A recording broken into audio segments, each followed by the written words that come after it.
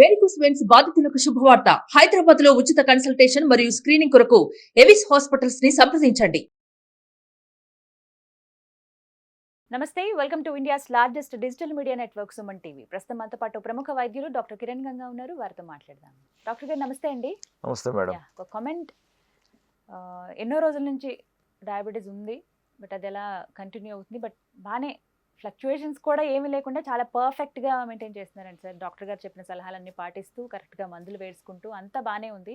Almost reverse అయిపోయే time వచ్చింది, మనం అంత పక్కగా ఫాలో అయిపోయాము. సో పర్వాలేదని చాలా అందరు ఫ్యామిలీ అంతా కూడా హ్యాపీగా ఫీల్ అయ్యారట. సడన్గా చూస్తే ఎందుకో టెస్ట్ చేసుకోవాలనిపించింది. టెస్ట్ చేసుకుని దగ్గర దగ్గర 10-15 రోజులు అయిపోయింది. ఒకసారి చూద్దాము, డాక్టర్ గారిని వెళ్ళి కలుద్దాం అనే టైంలో మళ్ళీ రివర్స్ అవ్వడం కాదు కదా, గతంలో జరిగినటువంటి ఏదైతే చూస్తున్నారో రిపోర్ట్స్ సేమ్ అలాంటి రిపోర్టే వచ్చిందంటే సార్, మళ్ళీ డయాబెటీస్ ఉన్నట్టుగా. ఇన్ని సంవత్సరాల పాటు బాగుండి అంతా కరెక్ట్గా ఫాలో అయిన తర్వాత ఇప్పుడు మళ్ళీ అలా రిజల్ట్ రావడం ఏంటి అని చెప్పి షాక్ అవుతున్నారు. బట్ అసలు అది ఎలా సాధ్యమైంది, ఎందుకు ఇలా జరిగింది అని అంటే ఏం చెప్పాలి? మనం చాలా కామన్గా చాలామంది డాక్టర్స్ గమనిస్తూ ఉన్నది అండి ఇది. మనము కొన్ని సంవత్సరాలుగా పేషెంట్ మంచి కంట్రోల్లో ఉంటారు. అసలు ఊహించిన విధంగా షుగర్ లెవెల్స్ చూస్తే ఎప్పుడు 7 లోపు ఉన్న HbA1c 10, 11, 12, 13 దాటి ఉంటుంది. కొంచెం డెప్త్లోకి వెళితే డెఫినెట్గా మన కారణాలు దొరుకుతాయండి. కారణాలు దొరకవు అనేది లేదు, డెఫినెట్గా రీజన్ ఉంటుంది అక్కడ. బట్ ఎటువంటి రీజన్ అనేది ఇక్కడ క్వశ్చన్ మార్క్. నేను ఎప్పుడు కూడా ఎక్స్టర్నల్ ఫ్యాక్టర్స్, ఇంటర్నల్ ఫ్యాక్టర్స్ అని చెప్తూ ఉంటాం. సో ఏం జరిగింది అనేది మనం గుర్తించాలి. సో జనరల్గా ఈ ఫ్యాక్టర్స్ ఏంటంటే మనకు అంటే మనం చేసే ఎక్సర్సైజు, మన మైండ్ కండిషను, మనం ఎంత హ్యాపీగా ఉన్నాం, ఎంత మంచిగా నిద్రపోతున్నాం, మనం ఎంత మంచిగా వ్యాయామం చేస్తున్నాం, ఎంత రెగ్యులర్గా వ్యాయామం చేస్తున్నాం, ఆ వ్యాయామం కూడా మనం నచ్చి సుఖంగా క్షేమంగా చేస్తున్నామా, లేదా ఏదైనా అతిగా చేస్తున్నామా, కష్టపడి నిరుత్సాహంతో చేస్తున్నామా, ప్లస్ అది కూడా నిస్వార్థంగా ఉండాలి. నిస్వార్థంగా అంటే మళ్ళీ ఒక పెద్ద సబ్జెక్ట్ అది. అంటే కంఫర్టబుల్గా సంతోషంగా చేయటం వేరే, ఏదో సాధించేద్దాం, పడి చేసేద్దాం, అది ఎంతకాలం చేయగలుగుతాం, మళ్ళీ అక్కడ ప్రాబ్లమ్స్ వస్తాయి. ఇంకొకటి ఏంటంటే అదేవిధంగా ఫుడ్ మనం తీసుకుండే ఫుడ్లోనే తినకూడనివి మాత్రం తినకుండా తినగలిగినటివి, తినాల్సినవి తీసుకుంటూ వెళ్ళటం చాలా మంచిది.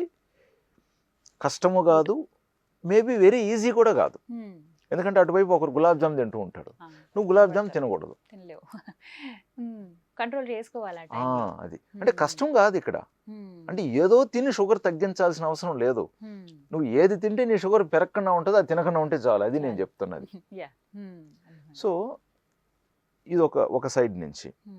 ప్లస్ మన మెడికేషన్స్, మనం వాడుతున్న మెడిసిన్స్, అవి ఎంజీ కావచ్చు, సస్టైన్డ్ రిలీజ్ కావచ్చు, లేకంటే కొన్ని సందర్భాలలో ఈవెన్ ఆ తయారీ విధానం కావచ్చు, వీటి వల్ల కూడా షుగర్ లెవెల్స్ కొన్ని సందర్భాలలో మార్పులు చెందుతూ ఉంటాయి.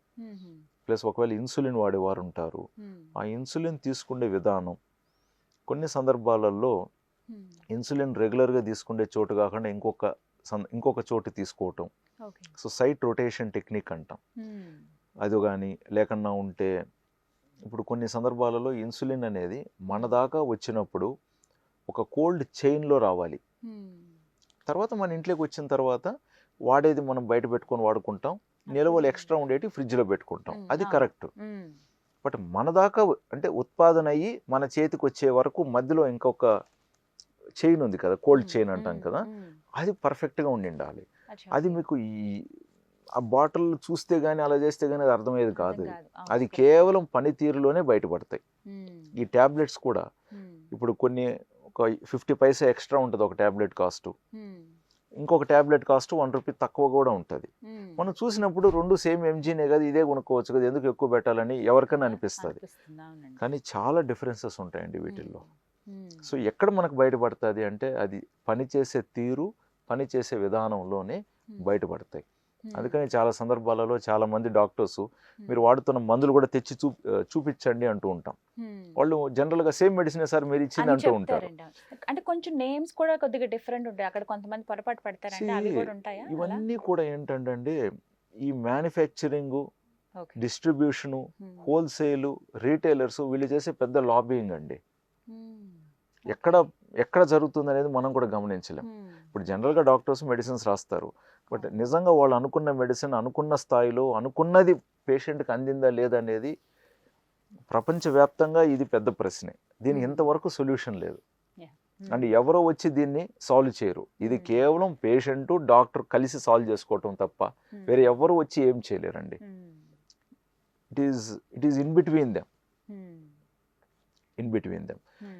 తర్వాత ఇప్పుడు ఎందుకు ఇవన్నీ మనం డిస్కషన్స్ పేషెంట్స్ అడుగుతున్నారంటే, గుడ్ థింగ్ ఏంటంటే అందరికి అవగాహన పెరిగి నా షుగర్స్ నేను కంట్రోల్లో పెట్టుకోవాలా అని తాపత్రయం, అంటే ఒక ఇన్వాల్వ్మెంట్, అంటే డయాబెటీస్లో వాళ్ళు కూడా ఒక భాగస్వామ్యం అవుతున్నారు. ఏదో డాక్టర్ని కలిశాను, మందులు ఇచ్చారు, నేను వేసేసుకుంటున్నాను అనేది కాకుండా రిజల్ట్స్ ఎలా వస్తున్నాయి. ఓకే, నాది 2015లో ఏమొచ్చింది, ఆ సంవత్సరంలో 2-3 సందర్భాల్లో ఎలాగొచ్చింది. సో సంవత్సరానికి ప్రతి సంవత్సరం ఒక 3-4 HbA1cs కరెక్ట్గా మనం గ్రాఫ్ రూపంలో వేస్తే ఫైనల్గా ఎలా వచ్చింది అని పేషెంట్ కూడా ఇన్వాల్వ్ అవుతున్నాడు కాబట్టి విచ్ ఇస్ గుడ్. ఇప్పుడు ఇవన్నీ వస్తున్నాయి. ఇప్పుడు మీకు ఒక 2 పేషెంట్స్ హిస్టరీ చూపిస్తున్నాను. ఇది తయారు చేసింది కాదు, జస్ట్ స్క్రీన్ షాట్. ఒక పేషెంట్ చూడండి, దాదాపు 2015 నుంచి till date HbA1c almost same, అసలు ఏ మాత్రం డిఫరెన్సెస్ లేదు. మనకి ఆశ్చర్యం వేస్తుంది, ఈ మనిషి ఇంత అద్భుతంగా ఎలాగ జీవనశైలి ఆచరించగలుగుతున్నాడు, ఇంత క్రమశిక్షణ మనిషి ఇంత పద్ధతికి ఎలా ఉండగలుగుతున్నాడు అనిపిస్తుంది. ఇంకొక వైపున చూస్తే నెక్స్ట్ రిజల్ట్ ఎంత షుగర్ కూడా ఎంత అద్భుతంగా తగ్గింది. HbA1c 11 నుంచి 6కి 7 లోపు ఎంత అద్భుతంగా వచ్చింది. బట్ అలా కంట్రోల్ అయింది. అలాగే మరి కంటిన్యూ అవ్వాలిగా, ఎవ్రీ 3 monthsకి ఆల్మోస్ట్ అదే రేంజ్లోనే రావాలిగా, ఒక 0.3, 0.4 వేరియేషన్తో అటు ఇటు ఉండాలిగా. కానీ మళ్ళీ డబుల్ ఎందుకు అయింది? అవును సార్, అంటే అంత డ్రాస్టిక్ చేంజ్ ఎందుకు చూసాము అంటే కొంతమందికి డ్రాస్టిక్ చేంజెస్ డే టు డేస్లో వచ్చేస్తాయి, బట్ కొంతమందికి 6 months 9 months పడుతుంది మళ్ళీ మనం చేంజ్ గుర్తించడానికి. ఎందుకంటే ఇప్పుడు 7 ఉంది కదా HbA1c, ఒక 3 months తర్వాత 8కి వచ్చింది అనుకోండి, సరేలే పర్వాలేదు కదా, సేమ్ మెడిసిన్సే కదా అమ్మ, మీరు ఇంకొంచెం డైట్ ఇలా బాగా చేయండి, ఇలా చేయండి, ఇది వద్దని చెప్పేసి తగ్గుతుంది అనుకుని పంపిస్తాం. మళ్ళీ 3 months తర్వాత అది తగ్గుంటే చాలా సంతోషం, బట్ 10లో 7 మందికి తగ్గే ఉంటుంది. బట్ ఒకరిద్దరికి 8 HbA1c కాస్త మళ్ళీ 9కో 10కో పోయి ఉంటుంది. అప్పుడు మనం సీరియస్గా తీసుకుంటాం, అరే ఇది తగ్గేటట్లేదు, ఇది ఎక్కుతుంది, మరి ఏం చేయాలని చెప్పి మెడిసిన్ డోస్ పెంచడం కానీ, లేదా నిజంగా ఇన్సులిన్ లోపం ఉంటే ఇన్సులిన్ అడ్వైస్ చేయడం కానీ జరుగుతుంది. సో మనం ఏదైనా స్టెప్ అప్ చేసినప్పుడు ట్రీట్మెంట్ని నెక్స్ట్ 3 monthsలో HbA1c మళ్ళీ తగ్గుతుందనే ఎక్స్పెక్ట్ చేస్తాం. మళ్ళీ 10లో 7-8 మందికి తగ్గే ఉంటుంది. ఒకరిద్దరికి అలాగే ఉండిండొచ్చు, లేదా ఇంకా పెరిగి ఉండొచ్చు. సో ఇంకా పెరిగి ఉన్నప్పుడు ఇంకా దాన్ని సీరియస్గా తీసుకుంటాం, వెరీ సీరియస్గా. అక్కడ మళ్ళీ అంటే మంచి మెడిసిన్స్ వాడుతూ పేషెంట్ చెప్తున్న దాన్ని బట్టి కరెక్ట్ డైట్లో ఉంటున్న వ్యక్తికి ఎందుకు షుగర్ పెరిగింది అనేది డాక్టర్గా డౌట్ వస్తుంది. అసలు అదే అంటే ఆల్మోస్ట్ ఇప్పుడు ఈ పేషెంట్ కూడా రిపీట్, ఇప్పుడు ఈ క్లయింట్ ఎవరైతే ఉన్నారో ఈయన కూడా ఒకటే చెప్తున్నారండి, అంటే కమెంట్లో పెట్టేటప్పుడు కూడా ఆల్మోస్ట్ ఇంకా రివర్స్ అయ్యే స్టేజ్లో ఉన్న నాకు మళ్ళీ ఇలా నాకు షుగర్ లెవెల్స్ ఇంతగా ఉండడం ఏంటి, నేనే షాక్ అయ్యానంటూ మాట్లాడుతున్నాను. అదే ఎక్స్ప్లెయిన్ చేస్తున్నాను మీకు. ఇప్పుడు షుగర్ లెవెల్స్ కంట్రోల్ తప్పుతున్న వాళ్ళ సంఖ్య చాలా తక్కువే ఉంటుందండి. వాళ్ళకి అప్పుడు సిమ్టమ్స్ అవి తెలుస్తాయి కదా సార్, కొంతమందికి తెలుస్తాయి, కొంతమందికి తెలియవు, అది ప్రాబ్లం. అయితే ఇది ఫుడ్ వల్లేనా లేకపోతే ఇంకా ఏమైనా ప్రాబ్లమ్? ఎగ్జాక్ట్లీ, నేను అందుకే అంటున్నా డీటెయిల్లోకి వెళ్తాం. ఇంకా పేషెంట్ నెక్స్ట్ 3 months తర్వాత రండి, ఈసారి మళ్ళీ మీ HbA1c ఎంత ఉండే అనేది అలా కాదు. అక్కడ డౌట్ ఉంటే మీరు మళ్ళీ నెక్స్ట్ వీక్ రావాలి, ఇంట్లో ఇలా సందర్భాలలో మీరు షుగర్ టెస్ట్ చేయాలి, మళ్ళీ చూస్తాం. సో ఓన్లీ ఫాస్టింగ్ పోస్ట్ ప్రండేలే కాకుండా మీరు ప్రీ లంచ్ చేసిన 1.5 hour తర్వాత post lunch, pre dinner, post dinner ఇలాంటివి 2 daysకి ఒకసారి చెక్ చేసుకొని మళ్ళీ 1 week తర్వాత రండి అని చెప్పి మళ్ళీ పంపిస్తాం. ఈ 1 week తర్వాత మనకు చాలా వరకు క్లారిటీ వచ్చేస్తుంది ఎక్కడ మిస్ అవుతున్నాయి రీడింగ్స్ అని చెప్పి. దాని తగినట్టుగా మళ్ళీ మనం మార్పులు కానీ, మందుల మోతాదులు పెంచడం కానీ, మార్చడం కానీ, ఎందుకంటే ఇన్సులిన్ కానీ కొన్ని మెడిసిన్స్ కానీ రిపోర్ట్లు పెరుగుతున్నాయి కదని చెప్పి అలా పెంచుకుంటూ డైరెక్ట్గా పోలేం. ఎందుకంటే అనుకోకుండా పేషెంట్కి లో షుగర్ ఏర్పడితే చాలా పేషెంట్ ఇబ్బంది పడతారు.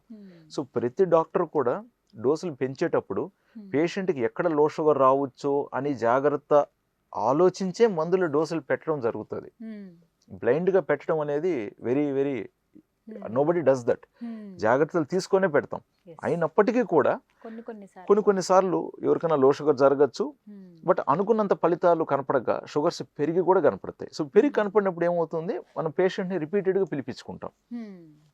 ఇంకా ఇక్కడ కూడా మనకు క్లారిటీ రావట్లేదు అనుకున్నప్పుడు మళ్ళీ CGMలోకి వెళ్ళి 24 hours into 14 days ఏం జరుగుతుందో కూడా చూసి మళ్ళీ HbA1c ఎలాగైనా తగ్గాలని మళ్ళీ మనం ప్రయత్నిస్తాం. సో ఇందు ద్వారా నేను చెప్తున్నది ఏంటంటే, మీ తప్పు ఏమీ లేదు, బట్ తగ్గకపోతే మైండ్ పెట్టాలి, టైం కేటాయించాలి.